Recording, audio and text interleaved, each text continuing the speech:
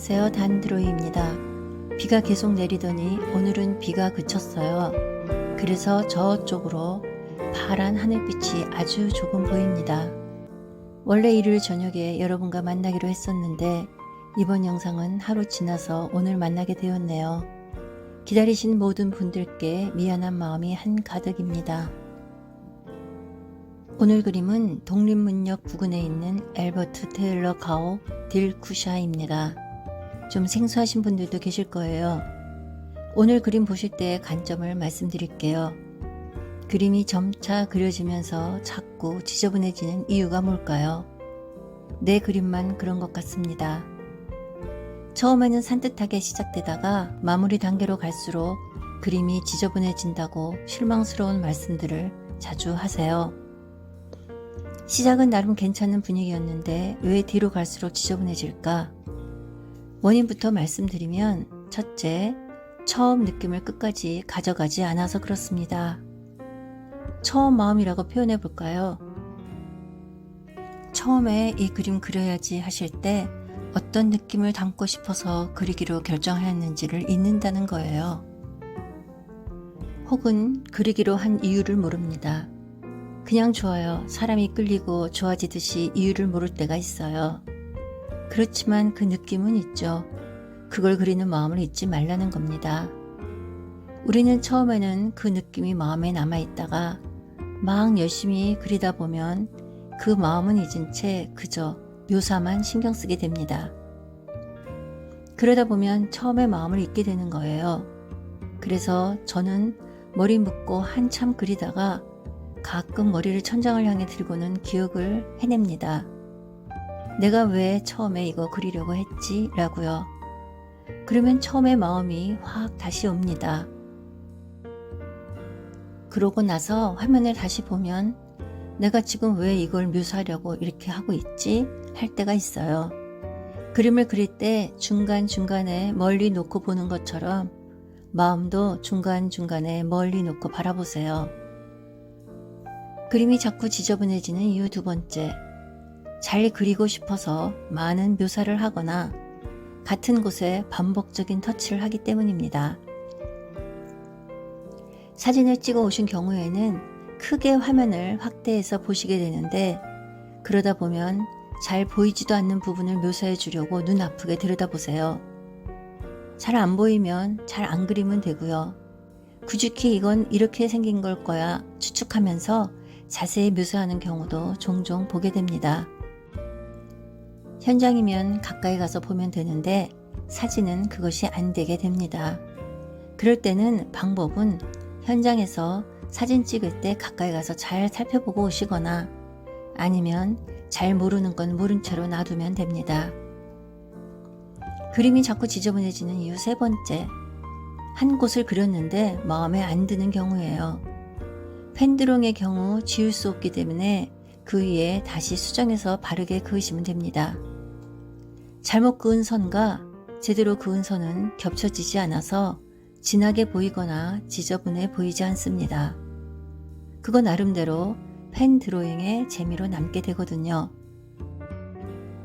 그러나 먼저 잘못 그은 선을 어떻게든 감추려고 잘못 그은 선 옆으로 새로운 선을 그으며 그 간격을 진하게 칠해 주시거나 엇비슷하게 그으려고 여러 개의 선을 그 위에 반복해서 긋게 되면 잘 고쳐졌다는 느낌보다는 지저분해져서 급 마음이 슬퍼집니다. 여기서 꼭 알아두실 것은 잘못된 선 위로 맞는 선을 그으실 때는 먼저 잘못된 선이 없다 생각하시고 그으시는 것이 훨씬 덜 지저분해지는 방법입니다. 알려드린 세 가지 방법 꼭 해보시면 그림이 달라질 거예요. 그림이 좀 잘 그려진 것 같을 때 또는 그렇지 않을 때의 판가름은 뭐 그렇게 거창하게 어렵지 않아요. 제가 알려드리는 조금의 힌트와 여러분의 노력이 있으면 많은 부분이 고쳐지고 나아질 거라고 믿습니다. 그러니까 우리의 선택과 실천이 남아있는 거예요.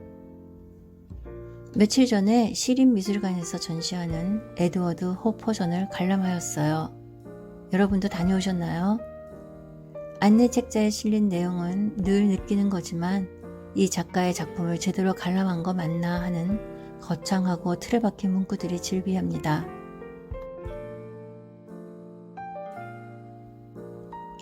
에드워드 호퍼에 대한 자세한 이력은 찾아보시면 잘 아시게 될 거고요. 저는 그의 그림을 보고 느낀 점을 여러분과 나누고 싶습니다. 어반 스케치, 여행 드로잉, 일상 드로잉을 떠올리게 하는 작품들이었고 사파를 많이 그려서 일러스트 같은 그림들이 전시되어 있었습니다. 진짜로 유명한 작품은 오지 않았다고 하네요. 그의 작품은 그림 시작하는 분들에게 구도와 색감 공부에 많은 공부가 될 것 같았어요. 구도는 침착하고 안정적이고 표준적인 느낌의 매우 좋은 구도들이었습니다. 아예 작품 자체가 몬드리안의 화면 구도와 배분을 떠올리게 하였어요. 그리고 화폭에 무엇을 많이 넣지 않았고 그래서 넓은 면의 색감 처리가 돋보였었습니다. 쭉 앞으로 당겨지듯 뽑아내는 구도, 옆으로 쭉 빠지는 넓은 면들이 많았는데요. 그 넓은 면을 유화로 표현하였어요. 무척이나 절제된 색상으로 그렸는데 원근감 효과는 제대로였습니다. 어떻게 색감의 변화도 별로 없이 넓은 면의 색감을 그렇게 원근감 있게 나타냈을까 하고 유심히 보니 그는 붓터치의 크기를 다르게 하여서 원근감을 표현하였습니다. 우리는 주로 채색을 할 때 색에만 신경 씁니다. 무슨 색과 무슨 색을 섞어야 하지에만 신경을 쓴다는 거죠. 그러나 그림은 색으로만 이루어지는 것이 아니겠죠. 우리가 그림 그리려고 준비하는 모든 재료를 다시 떠올려 봐야 했습니다. 어떤 붓을 쓰느냐거나 붓을 어떻게 사용하느냐의 기본적인 방법에 대한 것이 아니라 어떻게 활용을 해야 하나에 대해서예요. 우리는 그림 그릴 때 많은 것을 생각하고 기억해야 합니다. 그만큼 그림은 단순한 작업은 아니에요.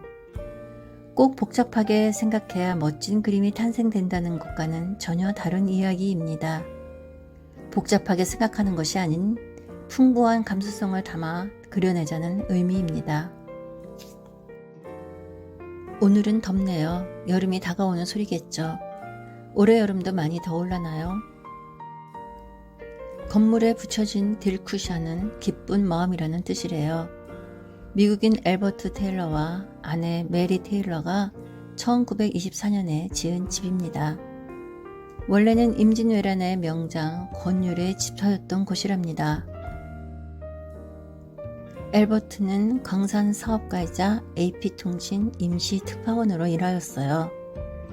후에 화재가 났어서 1930년에 재건하였고 서울특별시에서 원형 복원을 위해서 노력하였고 등록문화재 제687호로 등록되어 있습니다. 이것이 역사적 의의를 갖는 이유는 이 부부와 그의 동생에 의해서 3.1운동이 최초로 해외 기사로 알려지게 된 점입니다. 그들의 희생이 있었기 때문에 그들을 기억해야 하는 이유입니다.